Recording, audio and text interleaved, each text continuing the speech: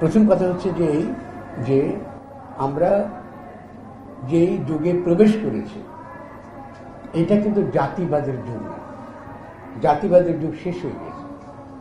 ফলে যখন আপনি জাতীয় সংস্কৃতি বলবেন তখনই কিন্তু আপনি জাতিবাদকে ফেরত নিয়ে আসছেন। জাতিবাদের দুটো রূপ আমরা বাংলাদেশে দেখছি। একটা রূপকে বলা হয় বাঙালি জাতিবাদ, যে যার ইতিহাসটা আমরা দেখেছি গত 50 বছর।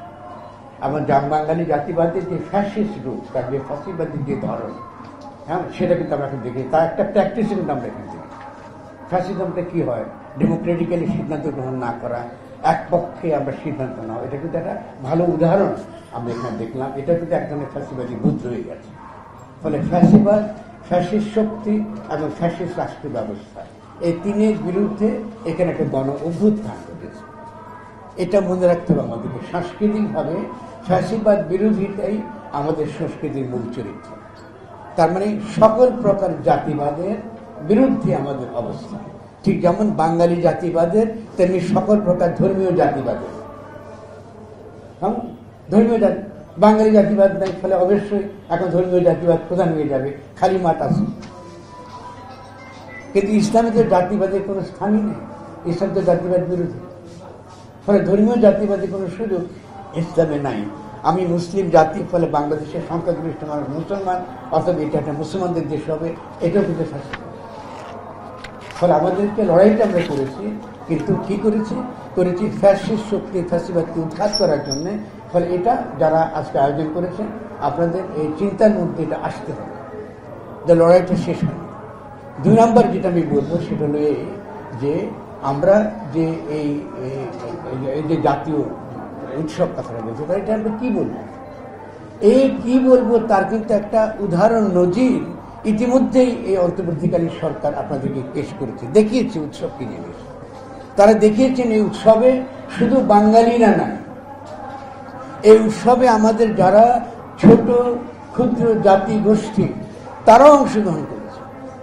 এই উৎসবে ধর্মনিরপেক্ষ, ধার্মিক, আস্তিক, নাস্তিক, সনাতন ধর্মাবলম্বী, বৌদ্ধ ধর্মাবলম্বী এবং সকলে অংশগ্রহণ করেছে। এই যে সকলের অংশগ্রহণ করার মধ্য দিয়ে যে গোষ্ঠীটা তৈরি হয়, এটাকে জাতি বলে না, এটাকে একালে আর জাতি বলা হয়, এটাকে বলা হয় রাজনৈতিক জনগোষ্ঠী। আমরা একটা পলিটিক্যাল কমিউনিটি। এই পলিটিক্যাল কমিউনিটি কিন্তু ঐতিহাসিকভাবে 5ই অগাস্টে বিশ্ব ইতিহাসে প্রবেশ করেছে। এই অর্থটা বুঝতে হবে আপনাদের। এটা নতুন বাংলাদেশ, এবং এই বিশ্ব ইতিহাস হিসেবে প্রবেশ করেছে বলবার জন্য আমি কিন্তু বাংলাদেশ, আমার এই বাংলাদেশের সকলেই আছে, কাউকে বাদ দিয়ে কিন্তু বাংলাদেশ হবে না। এবং সকলকে যখনই নিয়ে আমি যখন আমার রাষ্ট্রকে কল্পনা করি, এটাকে বলা হয় রাজনৈতিক জনগোষ্ঠী। এই রাজনৈতিক জনগোষ্ঠীর কাজ হচ্ছে বিশ্ব রাষ্ট্র সভা। এই জন্য হুমায়ুন কবির থাকলে আমি বুঝাতাম, উনি দীর্ঘকাল তারা ছিলেন, তারা তো যে কথা বলে গেলেন সেটা তো আদিন করতে পারেন নাই তারা আন্তর্জাতিকভাবে। এই দায়িত্বটা ছিল তাদের দীর্ঘকাল। তাহলে এই যে রূপটা, বাংলার যে নতুন যে রূপ, এই নতুন রূপটা হাজির করাটা আমাদের প্রধান কাজ। তাহলে এটা হচ্ছে আমাদের 2 নম্বর। খুব আমি পয়েন্ট বাই পয়েন্ট কথা বলছি। 3 নম্বরটা হচ্ছে আপনারা বিপ্লব কথাটা ব্যবহার করছেন। আমরা কিন্তু গণ অভ্যুত্থান হয়েছে, বিপ্লব কিন্তু হয়নি। ফলে এখনকার যে লড়াই হবে, সাংস্কৃতিক লড়াই, এটা হবে যেটা অপূর্ণ, যেটা আমরা করতে পারিনি, এটাকে সম্পূর্ণ করার লড়াই। ফলে সাংস্কৃতিক যে লড়াই সংগ্রামটা, তার মধ্যে থাকবে আগামী দিনে আমরা কি করে বৃহত্তর লড়াইয়ের জন্য আমরা তৈরি হবে। সাংস্কৃতিক আন্দোলন সেই বৃহত্তর লড়াইয়ের জন্য আমাদেরকে তৈরি হয়ে যায়। এখন সেই বৃহত্তর লড়াইটা কি? সেই বৃহত্তর লড়াইটা হচ্ছে নতুন গঠনতন্ত্র প্রণয়ন করা। প্রথম থেকেই এই তরুণ ছাত্ররা দাবি করেছে যে বাংলাদেশের জন্য একটা নতুন গঠনতন্ত্র দরকার, আইন না। সংবিধান মানে আইন। আমরা কিন্তু ঔপনিবেশিক শাসক না। ইংরেজ আইন প্রণয়ন করে আর জনগণ গঠনতন্ত্র করে, এই পার্থক্য মনে রাখবেন। যখন আপনি সংবিধান বলবেন, তার মানে আপনি একটা ঔপনিবেশিক শাসক। আপনি লুটেরা মাফিয়া শ্রেণীর পক্ষে আপনি একটা শাসনতন্ত্র বানাবেন, একটা আইন দিয়ে গরিবদেরকে শোষণ করবেন, সাধারণ মানুষকে শোষণ করবেন, আগের মতোই চলবেন। আর গঠনতন্ত্র মানে জনগণ নিজেরা অংশগ্রহণ করে, তারা কি করে একসঙ্গে বাস করবে, পরস্পরের সঙ্গে তাদের সম্পর্ক কি হবে, এটা তারা তৈরি করে। এটা তৈরি করতে গিয়ে তারা সংস্কৃতির দিকে তাকায় এবং সংস্কৃতিকে তারা কি করে, তারা বোঝার চেষ্টা করে। সেখান থেকে তারা শিক্ষা নেয়, যেটা বর্জনীয় সেটা বর্জন করে, আরো বৃহত্তর যে জনগোষ্ঠী গড়বার কথা এটা তারা করে। ফলে এটা রাজনৈতিক জনগোষ্ঠী।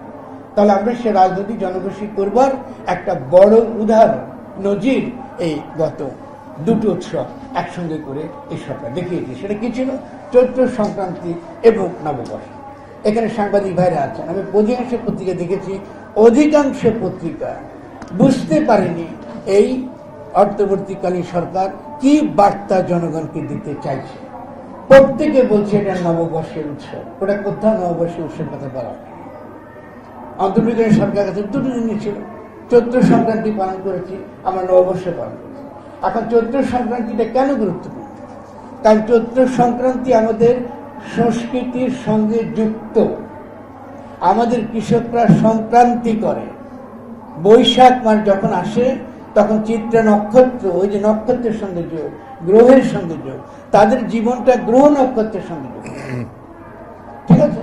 ফলে ওই যে নক্ষত্র সৌরমণ্ডলে যে রাশিটা চলে যায়, আপনার মেষ রাশিতে প্রবেশ করে, এই যে পরিবর্তনটা, এই পরিবর্তনের সঙ্গে ঋতুর পরিবর্তন হয়, এটা মনে রাখবেন।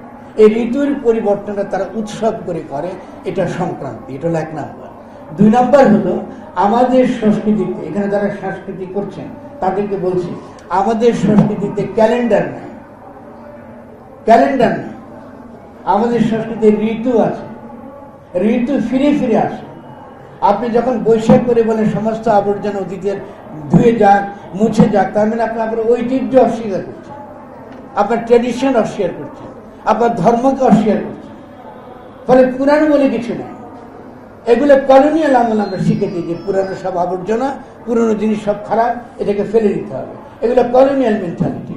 ফলে এই যে সংক্রান্তি করার মধ্য দিয়ে আমরা নতুন যে সংস্কৃতির আমরা উদ্বোধন করলাম, এই উদ্বোধনের মানে হচ্ছে আমরা নতুন ভাবে নিজেদেরকে জানার চেষ্টা করছি। কারণ আমাদের জনগণ, আমাদের জনগোষ্ঠীর জীবনটা কিসের সঙ্গে যুক্ত?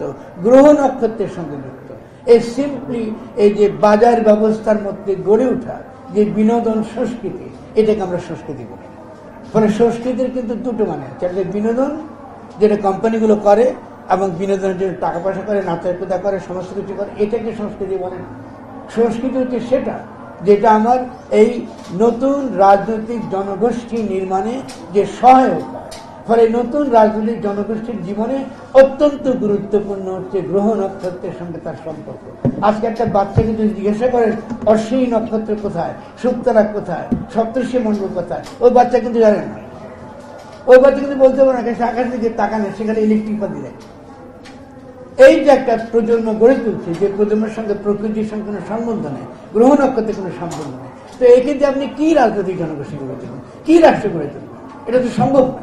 ফলে যারা সংস্কৃতি করবেন এটা বুঝতে হবে যে চৈত্র সংক্রান্তি এই যে অন্তর্বর্তীকালীন সরকার করেছে তার তাৎপর্যটা শিক্ষার দিক থেকে কি, চেতনার দিক থেকে কি, এটা গুরুত্বপূর্ণ। 2 নম্বর খেয়াল করবেন যে সংক্রান্তিতে আমাদের গ্রামের মেয়েরা কি করে। আমাদের গ্রামের মেয়েরা 14 রকম শাক তোলে। কিরকম শাক? অনাবাদী শাক, যে শাক আমি আবাদ করি না। কেন আবাদ করি না? কারণ এই যে নিয়ামত আল্লাহর তরফ থেকে আমরা পাই, এই যে ভাইরা বসে আছে সব ইসলাম ধর্মাবলম্বী, আপনাদেরকেও বলছি, এই যে আল্লাহর থেকে যে নিয়ামতটা আপনি পান, যে সৃষ্টিটা আপনি পান, আপনাকে কোরআনে বলা হচ্ছে সৃষ্টিকে রক্ষা করা আপনার দায়িত্ব। এই সৃষ্টিকে রক্ষা করার দায়িত্ব, এই জন্য আপনাকে খলিফাও বলা হয়েছে সূরা বাকারা। আপনারা কি সেই দায়িত্ব পালন করেছেন? আপনার ধর্মের কথা বলেন, আপনাকে এই দেশের জনগণকে এই যে বিষ ব্যবহার থেকে রক্ষা করেছেন, আপনার বন রক্ষা করেছেন, আপনার নদী রক্ষা করেছেন, আমাদের মিষ্টি পানি রক্ষা করেছেন, তো করেন নাই তো। তাহলে ধর্মের কথা কেন বলেন? আমাদের ধর্মের কথা বলার মানে হচ্ছে যে আপনাকে যে দায়িত্ব দিয়ে দুনিয়ায় পাঠানো হয়েছে, এত বড় সম্মান দিয়েছে যে আপনি খলিফা, আপনি এই সৃষ্টি, তার যে সৃষ্টি তাকে রক্ষা করা আপনার দায়িত্ব। আপনার সংস্কৃতির মধ্যে গ্রহ নক্ষত্রের সঙ্গে সম্বন্ধ আছে, তো এই সংস্কৃতি রক্ষা করার দায়িত্ব কিন্তু আপনার নাই, আপনি নিচ্ছেন না। আপনি খালি পরকাল পরকাল করছেন। আমরা তো পরকালের জন্য বাঁচি না, আমরা তো বাঁচি ইহকালের জন্য। ইসলাম তো খ্রিস্টানিটির পরে এসছে, খ্রিস্টানিটি পরকালের কথা বলেছে, ইসলাম তো ইহলোকের কথা বলেছে। আপনি যখন মোনাজাত করেন, আপনি কি মোনাজাত করেন? আমি বলে আগে দুনিয়াতে কি বলে, ফির দুনিয়া হাসানা, তারপর ফির আখেরা হাসানা বলে, আখেরাতে কথা বলে, ওটা আল্লাহর উপর ছেড়ে দেন, ওটা সে বিচার করবে। কিন্তু আপনি সেই বিচার করতে বসে আছেন। আপনি জান্নাতের টিকিট দিচ্ছেন কাউকে, কাউকে জাহান্নামের টিকিট দিচ্ছেন বসে, এগুলো কি ধর্ম বলে? তার সংস্কৃতির ব্যাপারটা আসবে যখন আপনি সংস্কৃতির পুরোমাত্রা আপনি বুঝবেন, এটা মানে ঠিক, এটার সঙ্গে আমার ধর্ম যুক্ত, এটার সঙ্গে আমার সংস্কৃতি যুক্ত। এবং এই যে তৌহিদের কথা বলি, তৌহিদ হচ্ছে সমষ্টিগত চেতনা, যে একটা রাজনৈতিক জনগোষ্ঠী গড়ে তুলতে হলে আমার একটা তৌহিদি চেতনা লাগবে। আমি এক, আমরা সকলে মিলে এক, এই উপলব্ধি লাগবে। এই তৌহিদের চেতনা ওই একটা বেদুইনদের যে জগতে আমাদের রাসূল যিনি এটা প্রমাণ করেছিলেন যে সমস্ত বিভক্ত ট্রাইবে ট্রাইবে যুদ্ধ, হানাহানি, মেয়েদেরকে মাটিতে পুঁতে ফেলা, এটা চলবে না। আমরা সকলে এক, আদম হাওয়ার সন্তান, একই প্রজাতি, আমরা একসঙ্গে বাস করবো। আমাদের এই বিশ্ব সমাজ আমরা তৈরি করবো, একটা উম্মাহ তৈরি করবো। এই হলো তৌহিদের মানে। তো এই তৌহিদের মানে করতে গিয়ে আমি তো ক্ষুদ্র জাতির সত্তাকে বাদ দিয়ে দিচ্ছি, ও তো সে একের অন্তর্গত। আল্লাহ কি তাকে সৃষ্টি করেনি? আমি তো হিন্দুকে, সনাতন ধর্মীকে বাদ দিচ্ছি, বৌদ্ধকে বাদ দিচ্ছি, নাস্তিককে বাদ দিচ্ছি, তো আল্লাহ কি তাদেরকে তৈরি করেনি? তাদের জন্য কি বলছি, এবার তুই হিন্দু, কালকে থেকে তুই সূর্য বাঁধবি, বলেছি কিনা বলে? বলে তো নাই। তবে তার যে গুণাবলী, তার যে গুণ, তার যে সাফায়েত, তার সেই গুণাবলী আয়ত্ত করাই কিন্তু ধর্ম। ইসলাম একটা বিপ্লবী ধর্ম, মানুষের মহিমাকে সে একদম ঊর্ধ্বে তুলে ধরে। এটা হচ্ছে আমাদের সংস্কৃতি। তাহলে আমার সংস্কৃতির মধ্যে যেমন এই গ্রহ নক্ষত্র থাকবে, তেমনি আমার ধর্ম থাকবে। আমি সে ধর্ম এই আগের মতো পরিচয়বাদ না, যে আমি মুসলমান তুমি হিন্দু, না, এটাকে পরিচয়বাদ বলে, এটাকে বলে জাতিবাদ। এই জন্য জাতিবাদের যুগ আমাদেরকে অতিক্রম করে যেতে হবে।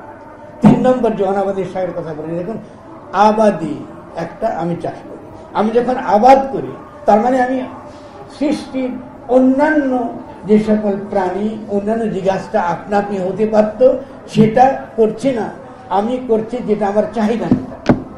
এই জন্য অনাবাদী শাকের হিসাবটা বছর শেষে নিতে হয়। গ্রামে যাবেন, দেখবেন যে মেয়েরা শাক কুড়াতে বেরিয়েছে সকালবেলা, কারণ এই শাক যদি তারা খুঁজে না পায়, গিমার শাক পেলেন না, কি হেলেঞ্চা পেলেন না, ও বুঝতে পারে যে কৃষিকাজ ঠিক মতো হয়নি, সে কৃষিকাজকে ঠিক করে। কিন্তু গ্রামে গেলে আপনি দেখবেন এই শাক এখন আর পাওয়া যায় না, পাওয়া গেলে ওটা খাওয়া যায় না। কেন? ওটা বিষাক্ত। এই বিষ করতে কাটছে কোম্পানির কাছ থেকে কাটছে, বিদেশি কোম্পানিগুলো আমাদের এখানে বিষ বিক্রি করছে আর লাভ করছে, এবং সেই বিষে সমস্ত দেশ বিস্ময় হয়ে গিয়েছে। ডক্টর ইউনূস বিদেশ থেকে বিনিয়োগ আনছেন, আমি তাকে একটা পোস্টে সাবধান করেছি, বিনিয়োগ আনা মানেই কিন্তু ভালো না। এই কোম্পানিগুলো কিন্তু আমার মাটি নষ্ট করেছে, আমার পানি নষ্ট করছে, এবং তার কোনো ব্যবস্থা, এই পরিবেশগত কোনো ব্যবস্থা, সাংস্কৃতিক দিক থেকে আমার সংস্কৃতি রক্ষা করবার কোনো ব্যবস্থা তিনি কিন্তু করেন না। তার আগে কিন্তু বিদেশ থেকে আনছেন, এনে বলতেছে তোমাদের জন্য আমরা এক্সপোর্ট প্রসেসিং জোন বসাই দিতেছি। এক্সপোর্ট প্রসেসিং জোন মানে যেখানে রাষ্ট্র তার আইন কাজ করে, বিদেশির জন্য একটা রাষ্ট্র দিয়ে দেবে। এই এক্সপোর্ট জোন তো আমাদের এখন আসছে, এক্সপোর্ট ওরিয়েন্টেড ইন্ডাস্ট্রিয়ালাইজেশন করছি। আমাদের গার্মেন্টগুলো বিদেশ থেকে কাপড় আনে, বানায়, কম দামে বিদেশে বেচে। আর কি করে? এখানে সস্তা শ্রম শোষণ করে, শ্রমিকরা দেখে পায় না, মাসের শেষে বেতনও পায় না। তো বিনিয়োগ আসতে ভালোভাবে জনগণের, এটা তো সত্যি কথা। তাহলে আমরা তাদের কাছে দাবা করছি যে যদি আপনি সত্যিকার অর্থে একটা এই গণ অভ্যুত্থানের পরে আমরা যদি সত্যিকারের একটা নীতি তৈরি করতে চাই, আমাদের বিনিয়োগ লাগবে অবশ্যই, কিন্তু সবার আগে লাগবে আমাদের এখানকার সেই বিনিয়োগকে ইতিবাচক ভাবে ব্যবহার করবার নীতি, একটা শক্তিশালী পরিবেশ নীতি, এবং একটা শক্তিশালী আমাদের এই কৃষি রক্ষা করবে একটা নীতি। এগুলো আমাদের না, এগুলো আমাদের সংস্কৃতির অংশ। ফলে আমি এই কথা বলবো, যেহেতু আমি মনে করি যে আমাকেও যেতে হবে, আমি ক্ষমা করবো, আমাকে যেতে হবে, এবং আমি একটু দুর্মুখ, আমাকে ডাকবে না, আমি খুবই দুর্মুখ, কারণ আমি দুর্মুখের জন্য কিন্তু এই লড়াই এসেছি দীর্ঘ বছর, অনেক সাফার, কিন্তু দয়া করে আমাদেরকে এনে কখনো অপমান করবে। এবং আমরা মনে করি যে আমি তার কথা শুনতে চেয়েছি, আমি তাকে শুনে দিতে, কারণ আমাদের কথা বলতে চাই। এই কথা বলার মধ্য দিয়ে কিন্তু আমরা রাজনৈতিক জনগোষ্ঠী হই। মানে আমার পাশে ফাতেমা বসছে, তার আমি অসম্ভব তার ভক্ত। আজকে যে নজরুল একবার শ্যামার সঙ্গে লিখেছে, একবার কীর্তন গিয়েছে, তার তো প্রচুর তার গান আছে, বিচিত্র বিভিন্ন। তো উনি মুসলমান বলে উনি গ্রহণযোগ্য, রবীন্দ্রনাথ গ্রহণযোগ্য না, এটা কি করে হতে পারে? রবীন্দ্রনাথ যদি আপনি তাকে যদি খালি যদি আরবি ফার্সি শব্দ থাকতো ওকে তো রুমি বানাতেন। তার মধ্যে যে তুমি যে যাকে তুমি তুমি করে যে গান লিখতে ওটাকে আল্লাহকে উদ্দেশ্য করে লেখা। উনি তো সাংঘাতিক এরকম পারস্যের ভক্ত ছিল, পার্সিয়ানদের মতন এই ইরানিদের মতন উনি পোশাক কিনতে পারেন। তুমি হিন্দু বলে খারাপ হয়ে গেছে, এটা কেমন কথা? তাহলে এগুলো তো বাদ দিতে হবে, এসব সংকীর্ণতা মানসিক সংগীত বাদ দিতে হবে।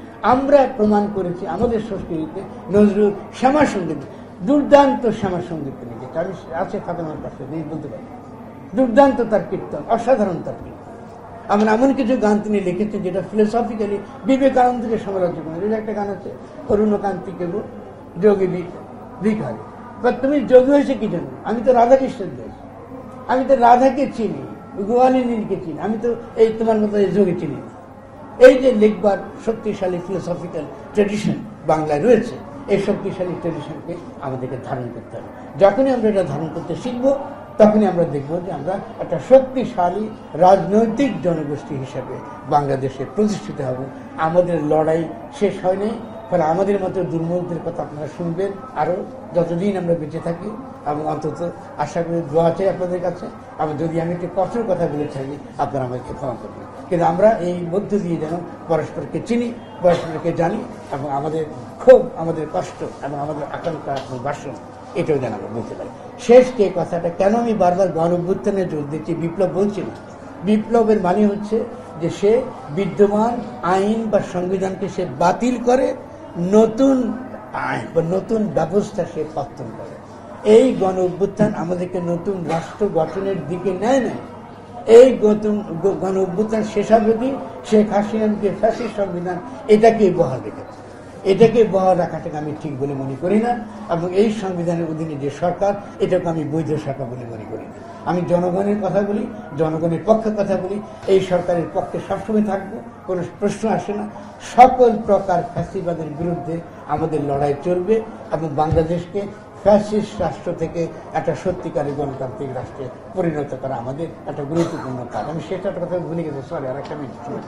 সেটা নেই, আপনি মনে রাখবেন যে সংস্কৃতি সম্পর্কে সবচেয়ে গুরুত্বপূর্ণ কথা বলেছিলেন দার্শনিক রুশো।